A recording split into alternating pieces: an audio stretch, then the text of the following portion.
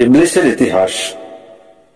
জিনদের পঞ্চমবারের পয়গম্বর ও বাদশাহ হামুসের পুত্র ছিল ইবলিসের জনক।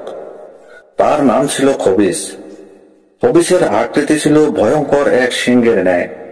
তার স্বভাব প্রকৃতিও সিংহের ন্যায় ছিল। একদিকে তার দেহ ছিল পঞ্চশক্তি, অন্যদিকে তার চেহারা ছিল সুস্পষ্ট দ্রুততার ছাপ। এই খবিসই ছিল পাপিষ্ট জিনদের মাথার তাজ। ইবলিসের মাতা ছিল জিন জাতের পঞ্চম নেতা হামুসের কন্যা। তার নাম ছিল নীলবিস।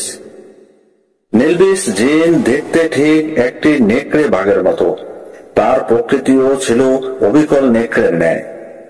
এক বর্ণনায় আছে, জাহান্নামের আগুনে খবিস ও নীলবিসের মিলনে ইবলিসের জন্ম হয়। সুতরাং পিতা, মাতা ও জাহান্নাম এই ত্রিসত্তার স্বভাব ও প্রকৃতির সম্পূর্ণ প্রভাবই ইবলিসের চরিত্রে নিহিত ছিল। ইবলিসের পিতার শারবুক নামে সর্ববিদ্যায় পারদর্শী একজন বন্ধু ছিল।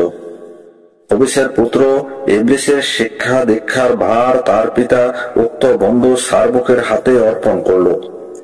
ইবলিস ছিল অতিশয় মেধাবী ও স্মৃতি শক্তি সম্পন্ন। সুতরাং কোন পাঠই তাকে একাধিকবার বলে দেওয়ার প্রয়োজন হতো না। সেই একবার যা শুনত তাই সে চিরদিনের জন্য মনে রাখতে পারত। ফলে শারবুকের মনে ইবলিস সম্পর্কে অত্যন্ত উচ্চ ধারণা জন্মেছিল। তাকে পড়াতে শুরু করে। সে তার বন্ধু খবিসকে লক্ষ্য করে প্রায় বলতো, বন্ধু, তোমার পুত্রের ভেতরে যে লক্ষণ সমূহ দেখছি তাতে মনে হচ্ছে যে সেই ভবিষ্যতে নিশ্চয়ই এক মহাবিখ্যাত ব্যক্তিতে পরিণত হবে। আমার শিক্ষকতা জীবনে 24,000 বছরের মধ্যে তোমার পুত্র ইবলিসের মতো এত তীক্ষ্ণ স্মৃতিশক্তি সম্পূর্ণ ও বুদ্ধিমান ছাত্র আমার হস্তে আর দ্বিতীয়টি পড়েনি। কিন্তু দুঃখের বিষয়, তোমার পুত্রটি অত্যাধিক বেয়াদব ও অহংকারী এবং ভীষণ একগুঁয়ে। এটা তার ভবিষ্যতের জন্য সুখকর নয়। তবে সে যাই হোক না কেন, ইবলিসের ভাগ্য সুপ্রসন্ন। উল্লেখ্য যে ফেরেশতারা জিন কুলকে ধ্বংস করার সময় বালক ইবলিসকে স্নেহবশত হত্যা না করে উল্টো তাকে লালন পালন করার জন্য আল্লাহর নিকট হতে অনুমতি নিয়ে আসমানে নিয়ে যায়। ফেরেশতারা তাকে প্রথম আসমানে নিয়ে নিজেদের প্রকৃতি ও স্বভাব অনুরূপ আল্লাহর ইবাদত বন্দেগীর নিয়ম কানুন শিক্ষাদান করল। ইবলিস সেও প্রতি ভাবলে অতি অল্প আয়সে ও স্বল্প সময়ে শিক্ষা লাভ করে দীর্ঘ 1000 বছর প্রথম আসমানে আল্লাহর ইবাদত করল। তথাকার ফেরেশতারা তার ইবাদতে একাগ্রতা ও নিষ্ঠা দেখে অবাক হয়ে বলতে লাগলো যে আমরা ফেরেশতার জাতি, কেবল আল্লাহর ইবাদতের জন্যই সৃষ্টি হয়েছি। একমাত্র ইবাদতেই আমাদের শিক্ষা দীক্ষা ও ধ্যান ধারণা সবকিছু। ইবাদতেই আমাদের একমাত্র কাজ। তবু কি আশ্চর্য, ইবলিস আমাদের কাছে ইবাদতের কায়দা কানুন শিখে সে যে ইবাদত করছে তাতে তার ইবাদতের তুলনায় আমরা নিজেদেরকে তো মোটেই ইবাদতকারী বলতে পারি না। আমাদের ফেরেশতাকুলের মধ্যে তো কাকে ও এমন নিবিড় ভাবে কখনো ইবাদত করতে দেখিনি। মনে হচ্ছে এখন এর কাছে আমাদের অনেক কিছু শিখবার ও বুঝবার আছে। ফেরেশতারা তার ইবাদত বন্দেগী দেখে এত মুগ্ধ হলো যে তারা ইবলিসের খাসে নামকরণ করল। ইবলিস প্রথম আসমানে 1000 বছর ইবাদতের পর দ্বিতীয় আসমানের ফেরেশতারা অতি আদর করে তাকে নিজেদের কাছে নিয়ে গেল। ইবলিস দ্বিতীয় আসমানে পৌঁছেও পূর্বাপেক্ষা আবারও বেশি পরিমাণে ইবাদতে মশগুল হলো। এই আসমানের ফেরেশতারা তার ইবাদত দেখে তাকে ধন্য ধন্য করতে লাগলো এবং শতমুখে তার প্রশংসা করতে লাগলো এবং তারা ইবলিসের নামকরণ করলো আবেদ।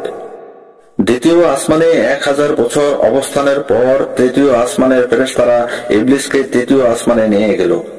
তৃতীয় আসমানে এসেও সেই আরো বেশি পরিমাণের পরম একাগ্রতা ও মনোযোগের সাথে আল্লাহর ইবাদত শুরু করে। সে এখানেও 1000 বছর ইবাদত করলো।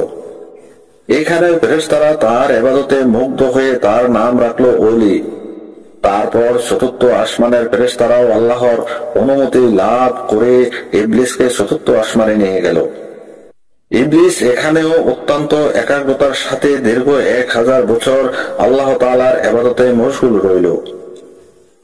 তথাকার ফেরেশতারাও তার ইবাদতে খুশি হয়ে নাম রাখলো সালেহ। এইভাবে অবশিষ্ট সকল আসমানের উন্নতি হয়ে প্রত্যেক আসমানে 1000 বছর করে ইবাদত করলো।